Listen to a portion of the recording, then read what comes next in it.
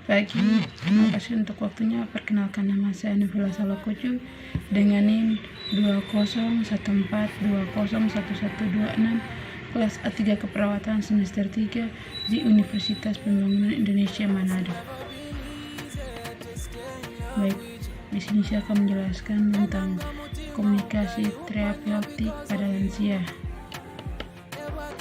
Komunikasi terapeutik adalah komunikasi yang direncanakan secara sadar, bertujuan, dan kegiatan dipusatkan untuk kesembuhan pasien.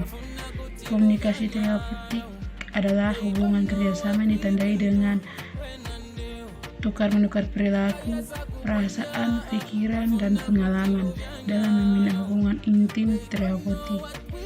Komunikasi harus memperhatikan faktor fisik, psikologis, lingkungan dalam situasi individu, harus mengaplikasikan keterampilan komunikasi yang tepat.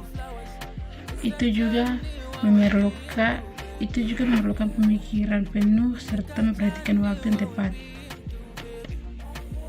Yang kedua, komunikasi terapeutik pada lansia.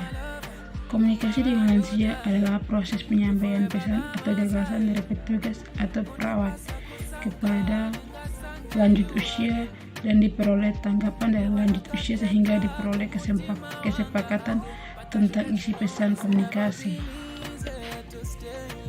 Yang berikut, karakteristik komunikasi terapeutik pada lansia. Ada 3 hal yang mendasari yang memberi ciri-ciri komunikasi terapeutik, yaitu sebagai berikut. 1. Ikhlas. Semua perasaan negatif yang dimiliki oleh pasien harus bisa diterima, dan pendekatan individu dengan verbal maupun non-verbal akan memberikan bantuan kepada pasien untuk mengkonsumsikan kondisi secara tepat. Yang kedua, empati. Merupakan sikap jujur dalam menerima kondisi klien,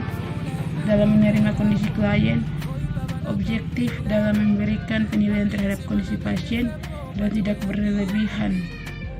Yang ketiga, hangat. Kehangatan dan sikap primitif yang diharapkan pasien dapat memberikan dan mewujudkan ide-idenya tanpa rasa takut, sehingga pasien bisa mengekspresikan perasaannya lebih mendalam. Yang berikutnya, pendekatan perawat lansia dalam konteks komunikasi. Yang pertama, pendekatan fisik. Mencari informasi tentang kesehatan objektif, kebutuhan, kejadian yang dialami, perubahan fisik, organ tubuh, tingkat kesehatan masih bisa dicapai dan dikembangkan, serta penyakit yang dicegah progresifnya. Pendekatan ini relatif lebih mudah dilaksanakan solusinya karena ini mudah diobservasi. Yang kedua, pendekatan psikologis. Karena pendekatan ini sifatnya abstrak dan mengarah pada perubahan perilaku, maka umumnya membutuhkan waktu lebih lama.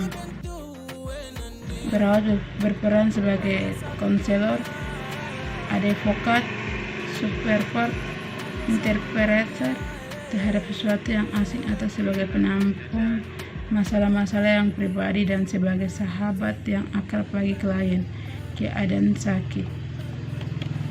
3. Pendekatan sosial. Pendekatan ini dilakukan untuk meningkatkan keterampilan berinteraksi dalam lingkungan, mengadakan diskusi, tukar pikiran, bercerita, bermain, atau mengadakan kegiatan-kegiatan kelompok. Merupakan implementasi dari pendekatan ini agar klien dapat berinteraksi dengan sesama klien maupun dengan petugas kesehatan.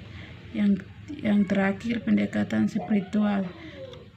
Perawat harus bisa memberikan kepuasan batin dalam hubungannya dengan Tuhan atau agama yang dianutnya, terutama ketika klien dalam keadaan sakit.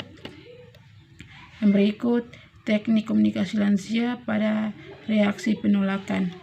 Penolakan adalah ungkapan ketidakmampuan seorang untuk ada pikiran, keinginan, perasaan, atau kebutuhan pada kejadian-kejadian nyata atau sesuatu yang merupakan ancaman. Penolakan merupakan reaksi ketidaksiapan lansia menerima perubahan yang terjadi pada dirinya, Perawat dalam menjamin komunikasi perlu memahami kondisi ini sehingga dapat menjalani komunikasi yang efektif, tidak menyinggung perasaan lansia yang relatif sensitif. Terima kasih. Ayo mari bergabung bersama kami di Universitas Pembangunan Indonesia Manado, terlebih khususnya di Fakultas Keperawatan. UNPI bisa.